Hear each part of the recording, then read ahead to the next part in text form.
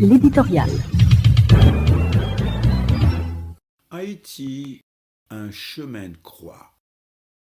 Les points de ressemblance apparaissent de plus en plus entre Haïti et Gaza.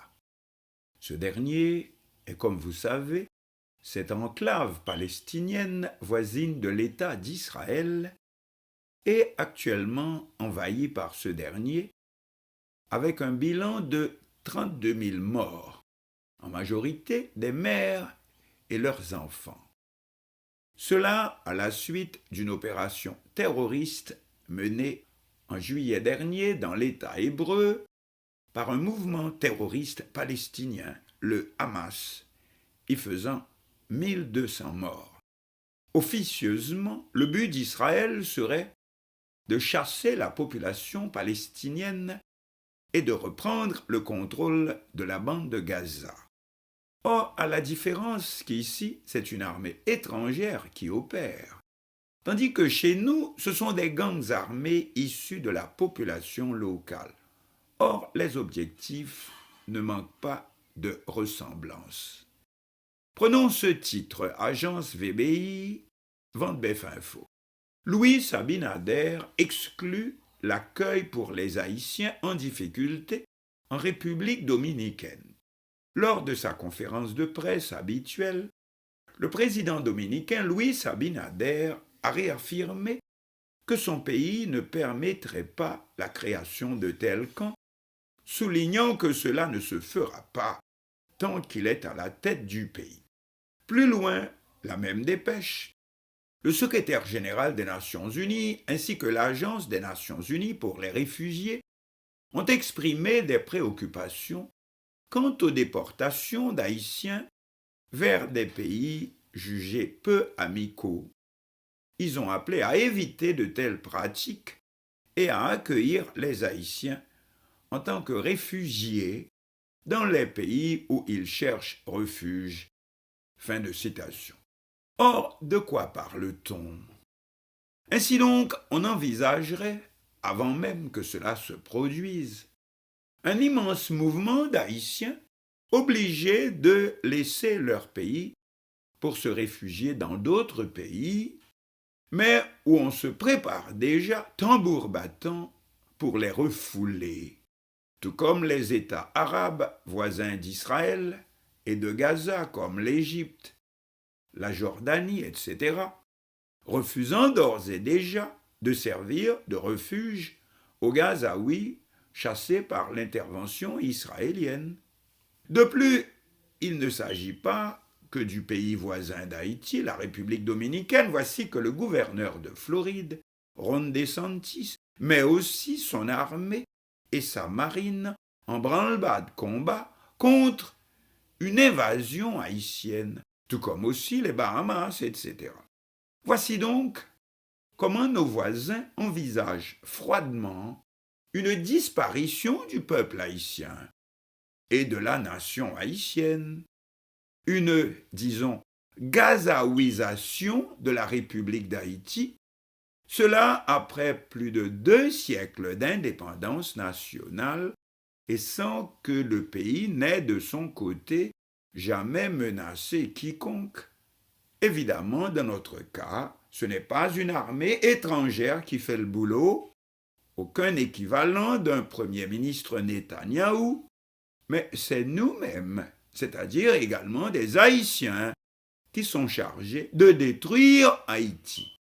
Les gangs apparus, voici environ 2 ans, d'abord kidnappant des particuliers en échange de rançons élevées, puis de plus en plus augmentant en nombre ainsi qu'en armement lourd ces derniers, leur parvenant de l'extérieur, précisément des États-Unis, voire de la Floride, l'état même du gouverneur DeSantis.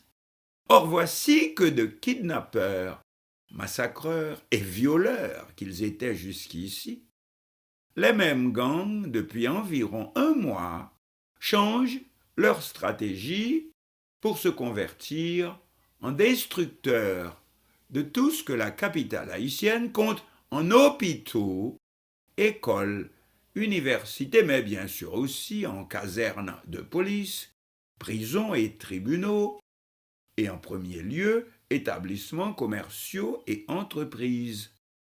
Alors que tout en Haïti, on sait, est concentré à la capitale, désormais appelée justement la République de Port-au-Prince. Puis, pour finir, après les routes nationales, couper aussi toute possibilité d'échapper par la mer et les airs. L'aéroport international de Port-au-Prince est fermé, tout comme le port principal. Bonjour, la famine ainsi que les épidémies. À ce propos, mais comment les armes et munitions peuvent-elles continuer à affluer de l'extérieur puisque ni port ni aéroport? Ah, faudrait peut-être le demander au président Abinader et surtout au gouverneur DeSantis de Floride. En tout cas, nous voici faits comme un rat. Le seul salut est dans la fuite, comme on dit, mais comme pour le Gaza, oui, no way out. Qui veut donc la disparition d'Haïti ainsi que des Haïtiens ainsi et dans quel but? Mais surtout, quel est le Netanyahou ici à la manœuvre qui passe les ordres? À peine notre dernier chef de l'exécutif, un certain docteur Ariel Henry, a-t-il été mis à la porte, forcé à la démission, pour n'avoir réussi, après plus de 2 années seul aux commandes, qu'à pousser davantage notre pays dans ce piège infernal que l'étau est au contraire en train de se refermer sur nous d'une manière encore plus définitive.